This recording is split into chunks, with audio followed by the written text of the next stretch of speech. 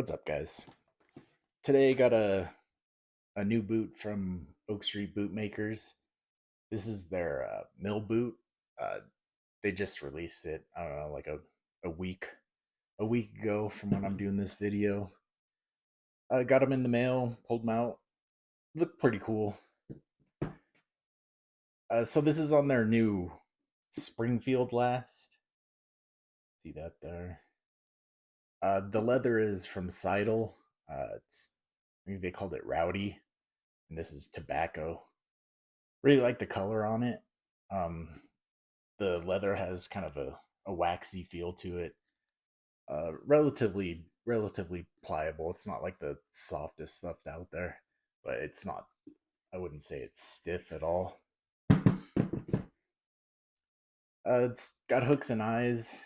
It's got this brown cork 430 um, with a matching heel.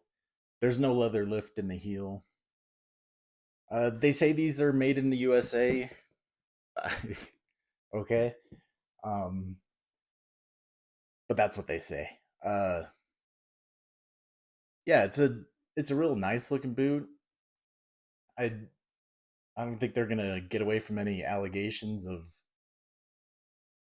similarity to maybe like the Lofgren combat boot. Uh, like looks wise, it's pretty similar to that, but it's just the last is more narrow and pointy than that. It doesn't have a bro cap toe; it just has this 3-row stitch cap toe. And it looks like vampier, like the vamp looks longer. The the Lofgren combat boot is kind of more, I don't know, stubby looking, I guess you could say. Um, I like this leather. I love the color of it. I've only wore these. I took them out of the box and wore them around for like a half hour, maybe an hour. They just don't fit me. The last run's pretty narrow.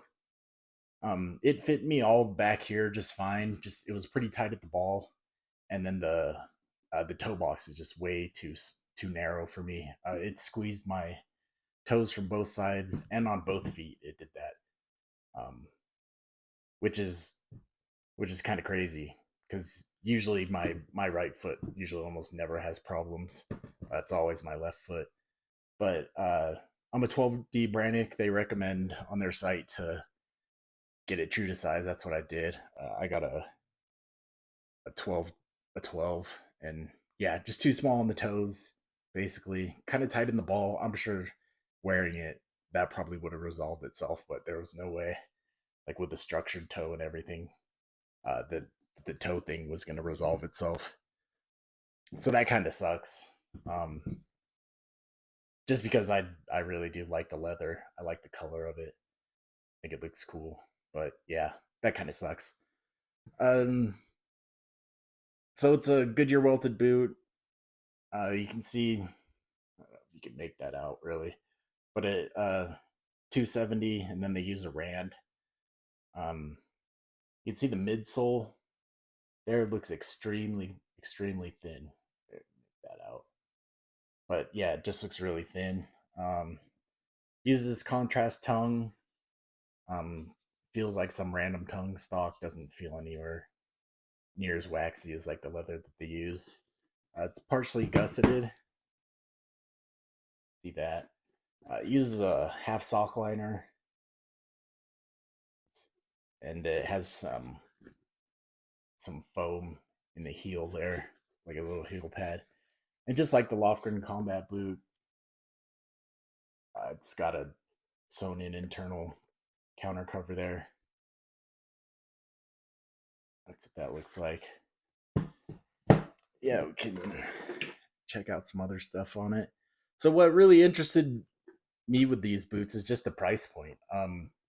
The the full price on these, it says 350 somewhere around there. But they're running a sale, and I got it for like 280. So I was like, heck, for 280, I'd give it a try.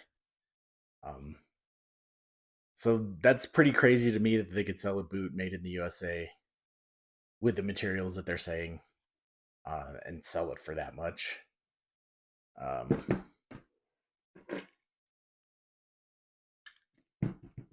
so we'll see how thick the leather is here.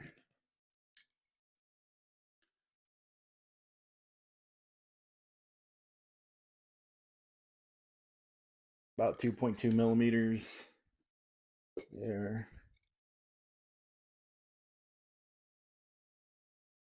Yeah, this is about 2.2 millimeters thick. So yeah, pretty decently thick. Um, that's pretty cool. Uh, everyone and their mother seems to use thin leathers, uh, just because it's easier to work with. And at this price point, I wouldn't have thought it would be that thick. So that's a pretty big plus. Um, the leather, that rowdy stuff from Seidel, it's really nice. I like this is a bummer that it didn't fit me just because I would have liked to worn a boot with that leather and see how it ages over a long period. But just real waxy feeling, not like crazy pull up or anything. You can see where I'll scratch it there and rub it, and it kind of fades a little. So yeah, nice leather.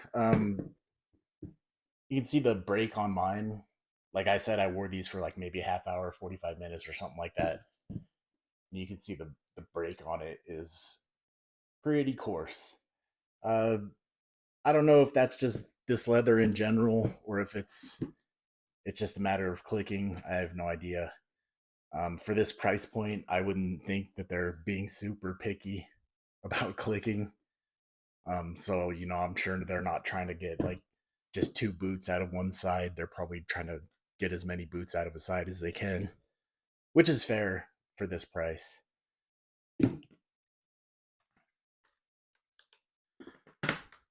The hardware on it, what I noticed, they didn't actually for this price. I would have thought they would have used those like stamped and pressed kind of chintzy feeling ones, but the speed hooks on it are actually pretty decent.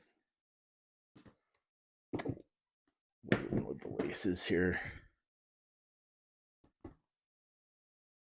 yeah. So just a little over 2 pounds.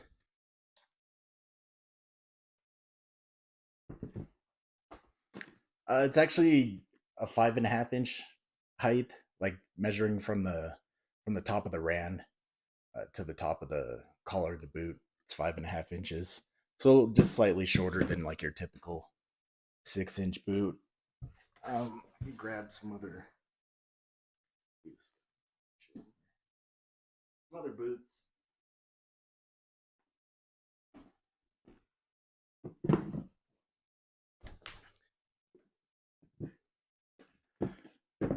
So this is what the Springfield last looks like next to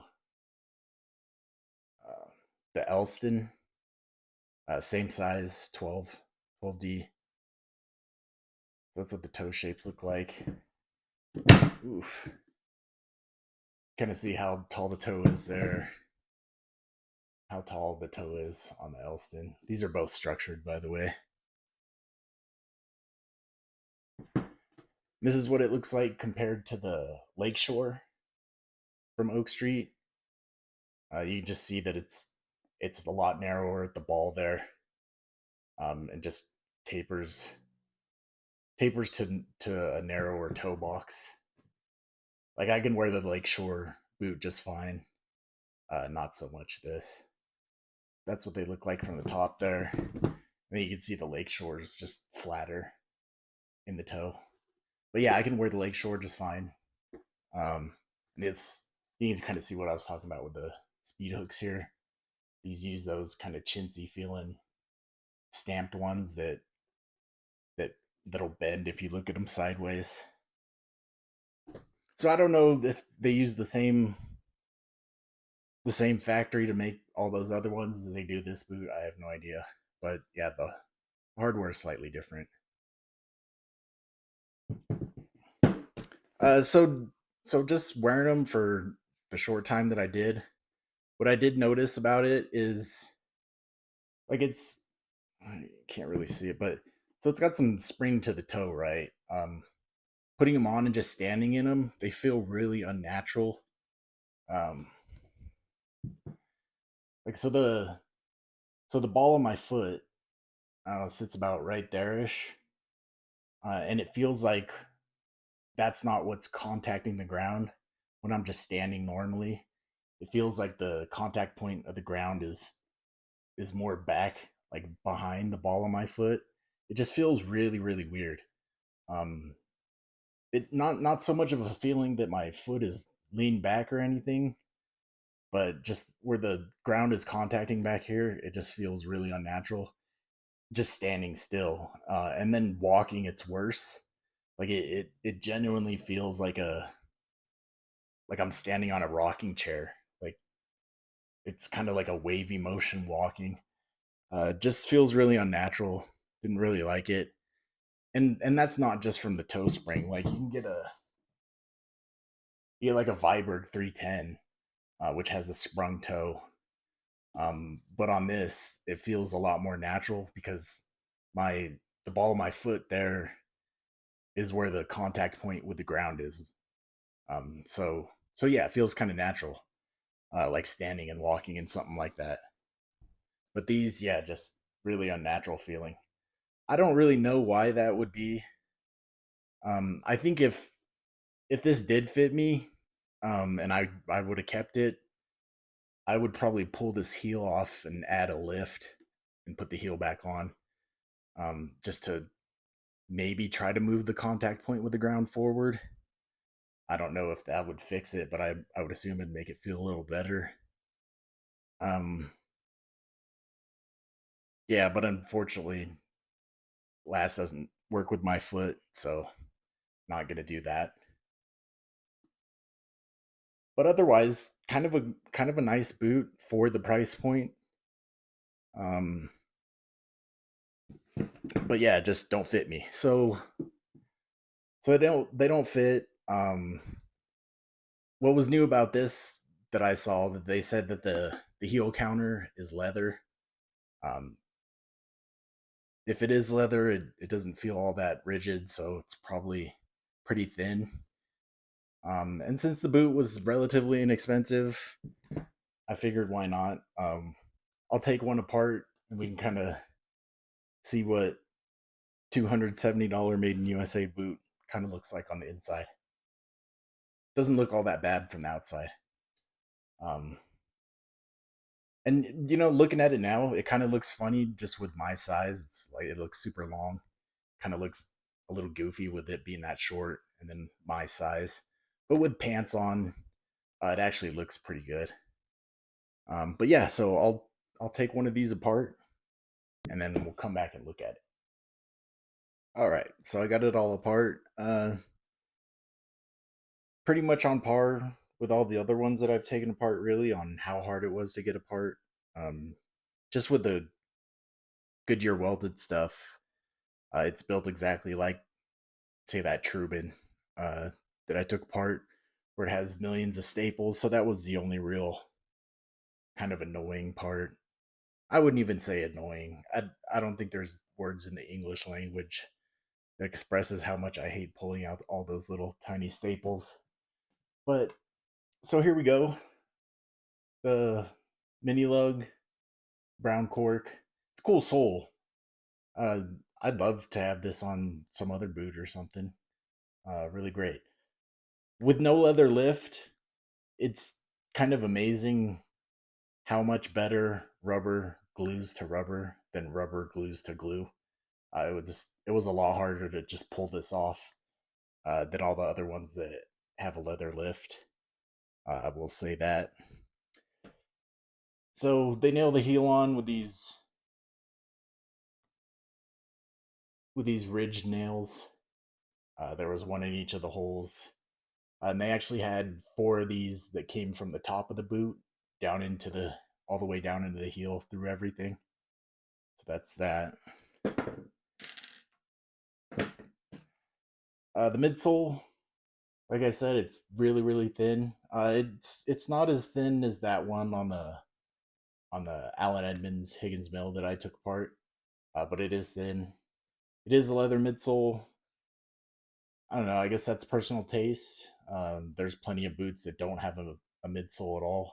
Uh, they have one thin, so it's not going to be super. It's not going to give you that super like cast, like you're wearing a cask. It's a lot more flexible or something like that. But yeah, leather midsole, little thin. This was actually the cork in it. It wasn't like super stuck in there really hard. Like as you see, I pulled the whole thing out. Kind of flexible. I don't know, like mid dry feeling, something like that. Not anywhere near as dry as the stuff in the Indonesian boots that I took apart. But yeah, it came out in one piece, so it has a pretty coarse cut cork. There's that. This is the shank, triple ribbed middle shank.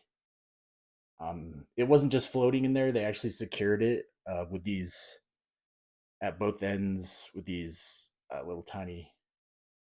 Can you grab it?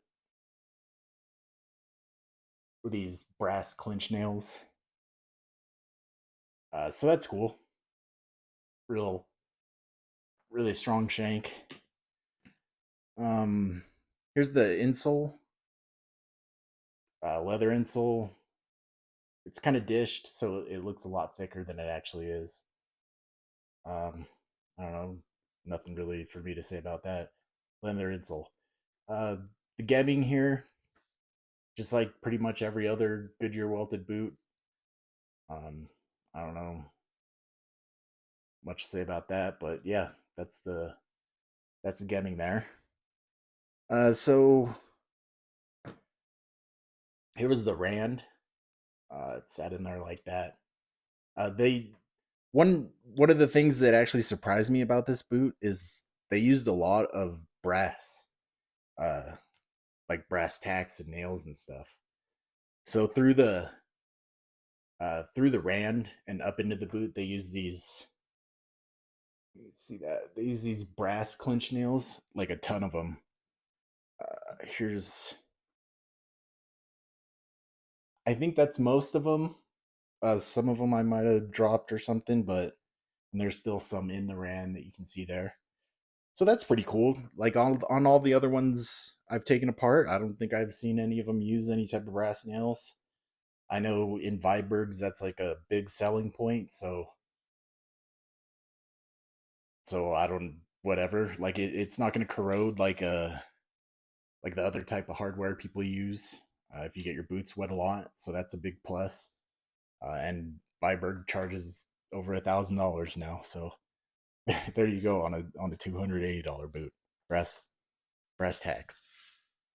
Um, so those were all the ones that they used to nail up through the Rand, and then to attach the uppers there, they used a bunch of like smaller brass clinch nails. They used a crap load of these. They used a crap load of these too. There's some of them that I kept, and I'm sure I flung a few in all the way into Narnia. So these are the ones that I still have. So that's cool. A lot of brass nails and stuff. I like seeing stuff like that. I don't know why, but it just tickles my boot nerd parts, I guess. Um, here's the here's the welt, leather welt. Pretty pretty strong. Uh, nothing nothing much for me to say about that. A leather welt. That's very cool. The half sock liner from in there. Um, it feels almost like the same stuff they use for the tongue. Maybe kind of feels like it. Maybe just a little thinner though. So that's that. You can see the foam here. It's got that. It's not like sanded down or skived down or anything, so you kind of get that. If that annoys you on other boots, that it'll probably annoy you on this one, where it has that sharp edge there that you can feel sometimes. Um, Here's the counter. It actually is a leather heel counter. Kudos to them for doing that. especially at a boot for this price point that's made in the USA, allegedly. Uh, just a little thinner than the one, like, say, in the Truman. I don't know how Truman uses such a thick one, and I'm assuming they use the machine to like shape it or something. I'm sure these guys do too, but yeah, just a little thinner, thicker than the one that was in that Caswell that I took apart, but thinner than the Truman one. I like to see it. I'd probably prefer, if I had my wish list, I would rather a thicker one, but this is I paid 280 for this boot, so I really probably can't complain about that too much. Yeah, leather heel counter, that's really cool. What else? So here's the inside. It's got a smooth vamp liner. The vamp liner feels relatively cheap, um, but it's not cloth or something, so that's cool. It's got a leather toe puff, an actual leather toe puff. See that there? It comes all the way to the toe cap there, like the end of the toe cap. It's all that forward is structured, and yeah, it's a leather toe cap. It kind of feels like the same stuff that they use for the counter.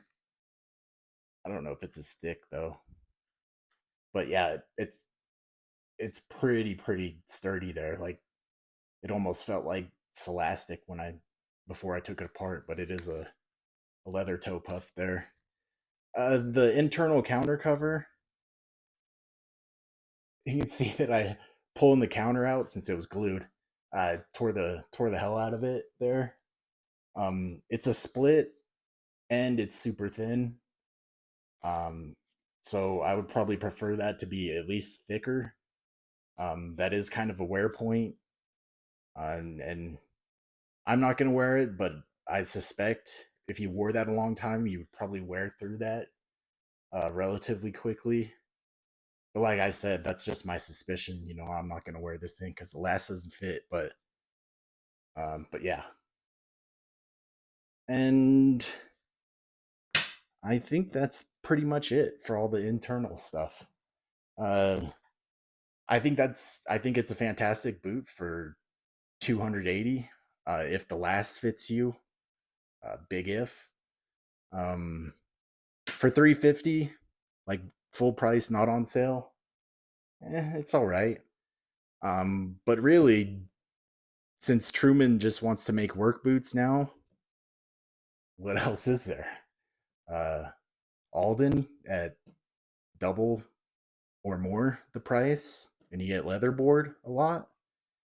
I mean, it just kind of boils down to about like what you're into. Um, but yeah, I think it's a pretty dang good boot for its price. If you like the style, if the last fits you. But yeah, pretty cool boot.